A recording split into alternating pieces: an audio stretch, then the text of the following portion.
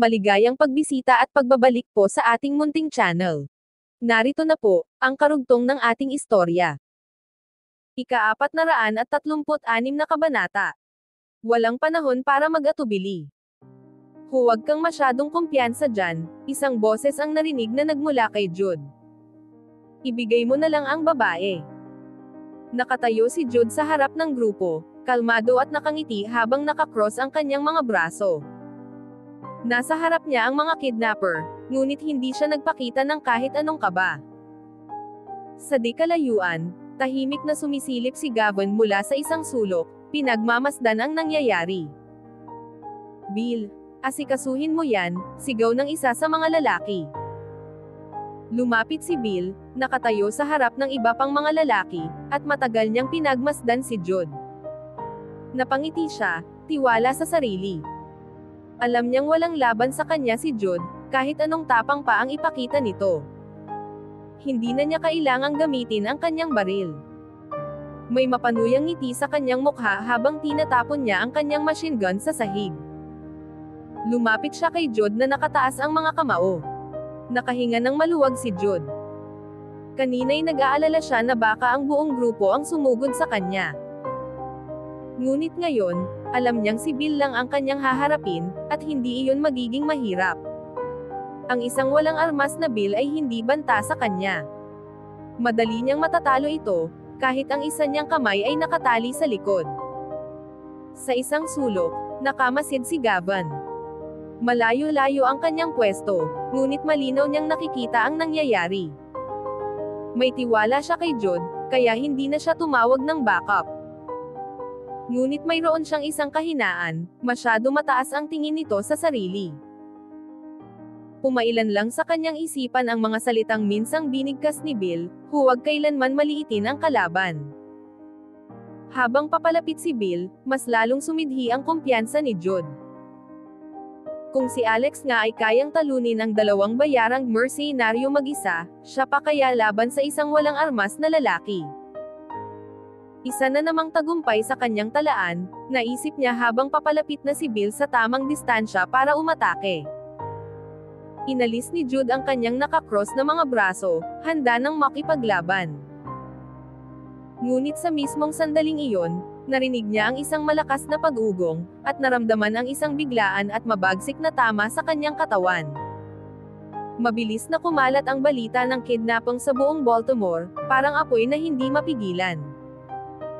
Sa loob lamang ng maikling panahon, lahat ng may pangalan o posisyon na maaaring maging target ng mga kidnapper ay narinig na ang nangyari. At lahat sila ay nabalot ng takot.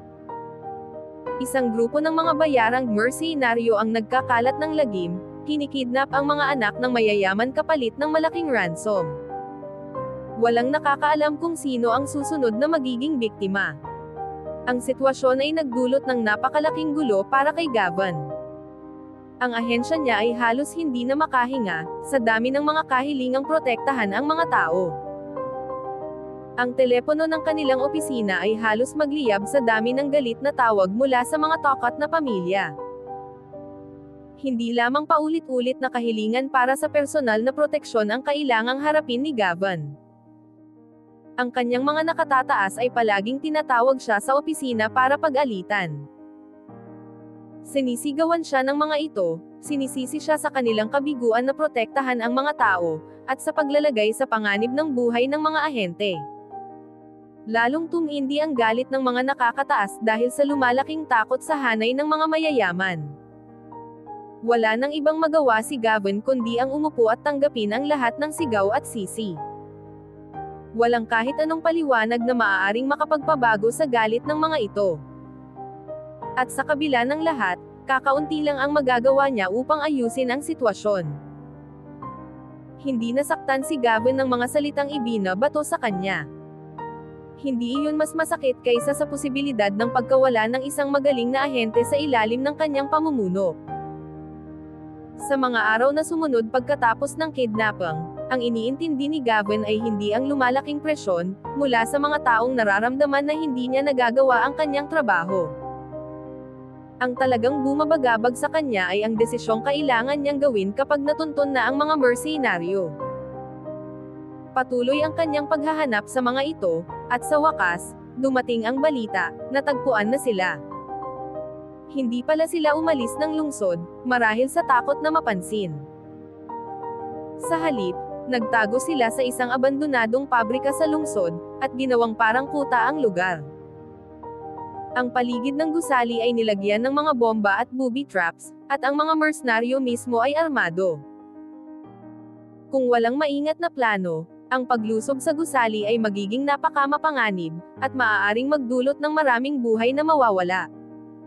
Ang balita ay lalo pang nagpalala sa tensyonadong sitwasyon sa lungsod. Parang isang bariles ng pulbure ang lahat, naghihintay na lamang ng mitya para sumabog. Habang lumilipas ang bawat araw, mas nagiging desperado ang mga mersenaryo. May hawak silang bihag, at malamang nadadalhin nila ito kung sakaling wala na silang nakikitang paraan upang makatakas ng buhay. Kung makapaghintay sila ng sapat, maaaring dumating ang isang helikopter na magdadala sa kanila palabas.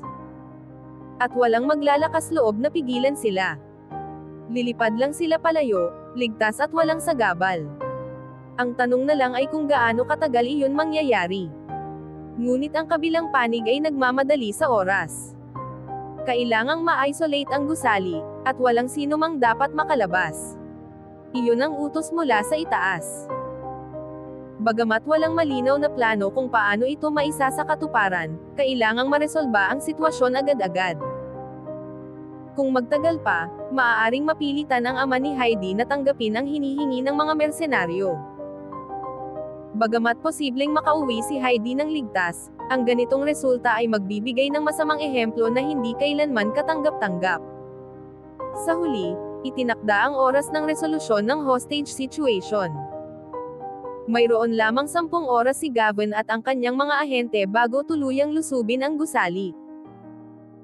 Ang totoo tungkol sa sitwasyon, pati na ang itinakdang oras, ay classified. Walang sino man mula sa labas ang pinapayagang malaman ang detalye ng operasyon. Ngunit wala sa plano ng mga mersenaryo ang mamatay sa lumang pabrika na iyon. Hawak nila si Heidi, ang pinakamahalagang bihag sa lahat. Sapat ang kanilang mga gamit at pagkain upang manatili sa kuta ng walang hanggan, kung kinakailangan. Samantala, si Alex ay walang kaalam-alam sa mga nagaganap.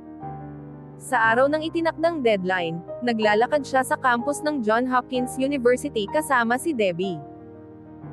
Masaya ang araw nilang iyon, at lahat ng bagay sa paligid ay tila kawili-wili at maganda. Alex, wika ni Debbie habang kinakagat ang kanyang labi. Pwede ba tayong magpakasal na? Tiningnan siya ni Alex nang may gulat. Hindi ko alam, sagot niya.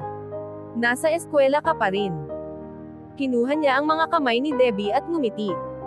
Pero ayoko nang maghintay pa, sabi nito ng mahina. Walang dapat ikabahala, sagot niya habang hinahaplos ang makapal na buhok ni Debbie. Maghihintay ako para sa'yo, kahit gaano katagal. Biglang tumunog ang cellphone ni Alex. Tinakpan ni Debbie ang bibig at tumawa. Sige na, sagutin mo, busy boy, biro niya. Sinagot ni Alex ang tawag, at si Ethan ang nasa kabilang linya. Alex, salamat at nasagot mo ang tawag, sabi ni Ethan nang nagmamadali. Kinuha ng mga gangster si Heidi. Hindi nagulat si Alex. Matagal na niyang binalaan si Ethan na kulang ang proteksyon ni Heidi. Alam niyang ang mga lalaking humahabol dito ay hindi basta-bastang mga goons. Gayunpaman, masakit pa rin sa kanya na tama ang kanyang naging kutob. Hindi ko na problema iyan, malamig na sagot niya. Ayaw na niyang makisangkot sa kaguluhan.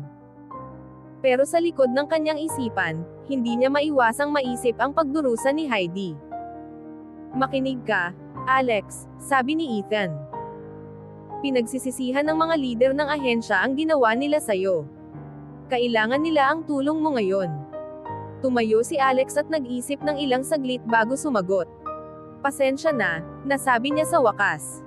Wala akong oras. Bago pa makasagot si Ethan, ibinaba niya ang telepono.